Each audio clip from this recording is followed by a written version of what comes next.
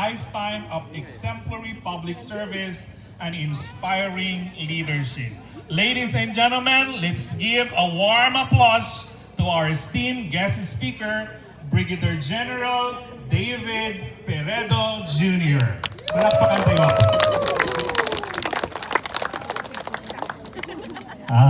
Good morning to everyone. Magandang umaga sa ating lahat. Ngayong bagal daw tayo amin. Salamat NC. Panakno awan gayam introduction ko. Dagayam ti magana at least hanapon nga marigatan nga makibagan mo. Anya ti authority na umay dito yung naagsao ka na kayo. But truly, feeling of excitement with what I saw this morning. It seems I forgot now my message. But talaga nalipatan natin na ibaga na. The first time I was invited here Maragsakan this na yung Langay mag-ilas Festival. ng kakailyan. By the President and Mr. Thompson Bignaon. Initially, I was hesitant because baka aduti agriri. But anyway, because I am here and I might not be welcomed nicely, so mandatory I agree immediately.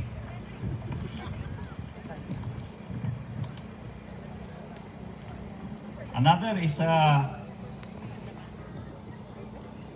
I went to watch the tennis tournament of Alex Yala last night. And I was there up to I think 12:30. It's very nice. So it added enjoyment on my visit here in Canada. It's a joy, exciting and amazing to see you have a big group here. Parang nalipat ang Baguio or Mountain Province dito sa Toronto. But I just want to add a little bit of introduction to connect with you. I am David K. Peredo Jr.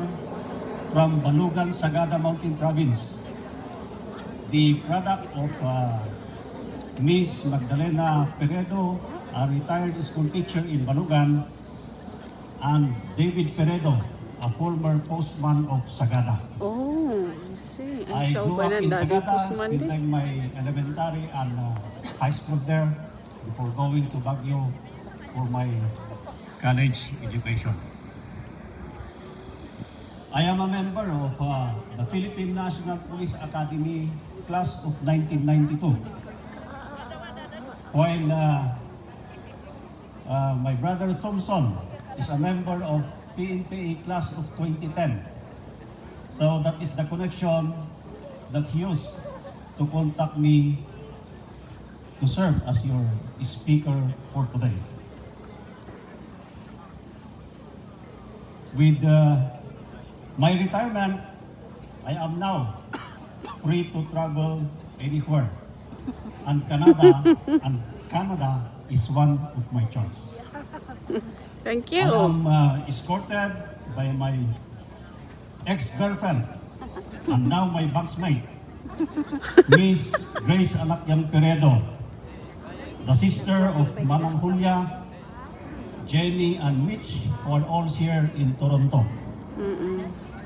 I do not know if they are there at the back because they are not from Mountain Province. They are from Baguio City, kaya city girls na gayam. Now, Itakong. to the message for this Langay Festival, I want to begin with a story of a boy from the city who went home to the province and visit his lolo. ay oray mabali na ikanik si Igurot. Ilocano, tatlo ka. Kaya nawatan tayo, baka hanga maawatan na dito yung anak tayo, ubing. Translate. Well, na kayo nga parents to, mang explain. Hello. Ano na ito yung ubing? Na nasimpot. Correct. Na Ay, kasinsin. nakadang mo. Ngayon, hindi agawin kay uwin siya, nasabat na lingulo na. Kat kunang lingulo na ay, ako, narumar ka dito yung balay. Noon na masabat mo, katagsapa, kunang na, good morning, lolo. Tay at ano damat tama dahil sing kakapsat. Auntie. Wanan usang imit pangnin. Isungodan period Good pangnin. afternoon, lolo. Good afternoon, Wala auntie. kasi nga Nan sa ay Nora B. kulang ay Good low evening. range. Lolo. uwan wada it So, kunang dilbing, awan, Party lolo. binggit gud na Lolo, usang. Marco. So, one day, rinumar na ito yung ubing. Kagsapa. So, at nasabat ng alakay, kuna na, good morning, St. lolo. Joseph. How is St. Ang Joseph? sinumbatan din na kayo. So, kilang. SMS. Hindi rinumar mo ng timalam. Adasan nasabat na kapakit. Kuna naman na, good morning, ay good afternoon, auntie. Awang manan, hanga sinumbatan dyan. Bakit? Di agawin tinabi. Balay ni Lolo na, at nasabat naman yung mga laki. Kuna na nga, good evening, uncle. Kuna na nga, awan lata, isumbat. Jay, ganati. So nga din nagawin, nakita na ni Lolo na, baga na. Lolo, awan gayam di insurong kanya. Inaramid ko. Yung problema, minit ko iso dati, good morning, good afternoon, good evening. Awan mo, ulos tisumbat na. Agisam, jay Lolo na. Ano na? Iguri ka po. Among papainuhan na kasi mungbat. Dua lang. Ipapanan na rita. Umuna, nagyan nasabat mo, baka tulong da. So nga, handa kang masumbatan.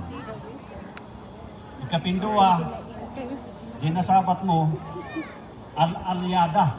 So nga, handa kang masumbatan. I hope naawatan yun. Istorya nga na ko. So ako naka-related to gusto sa tradition ta. Respect of elders. Ikan na nga impress ko. Nang payat na po nakasaon, I hope na agdudundag kayo. Kasi naman kayo kasal. Salamat ako. Thank you. Kawan ka kagura nga sa kada.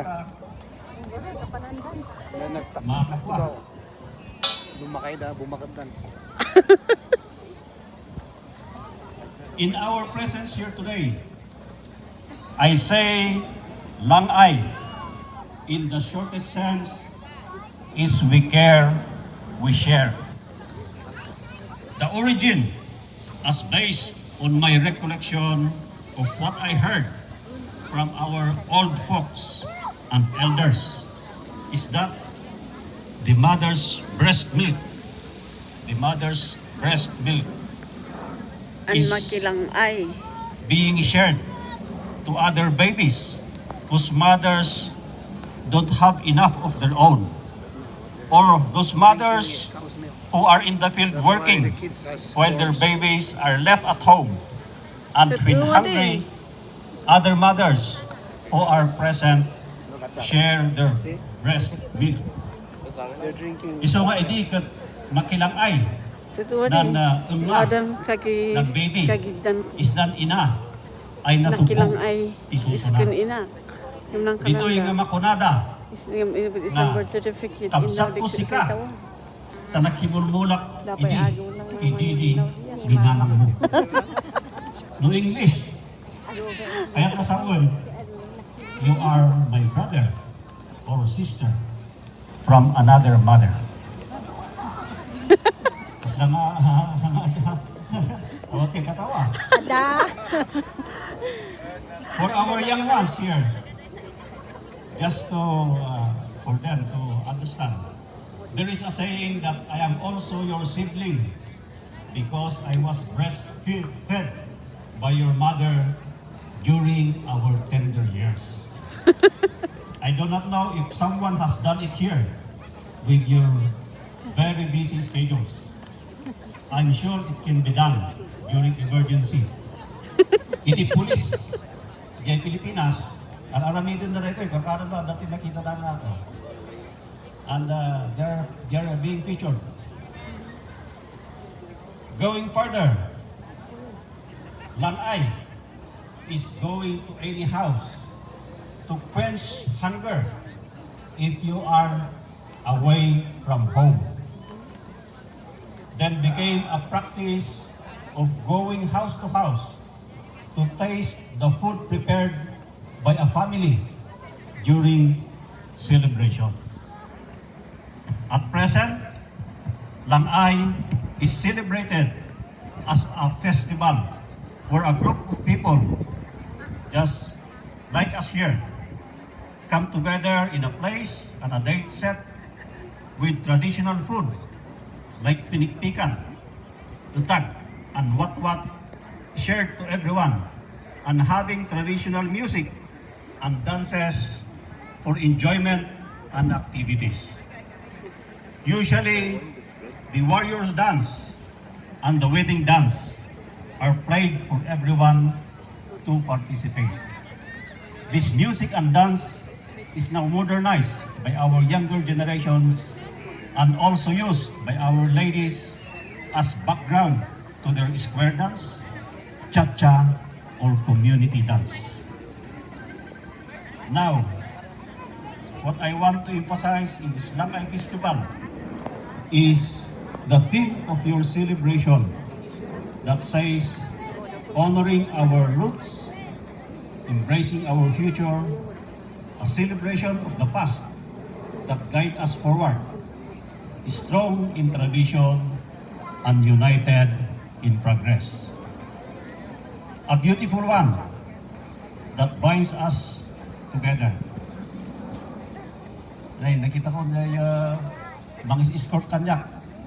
My ex-girlfriend and my boxmate, Grace Peredo, dati ko, tadwa na ni Manang Hulya. Welcome to Impact Langay Festival. Taga Bagyo kayo, so naladaw kayo may may.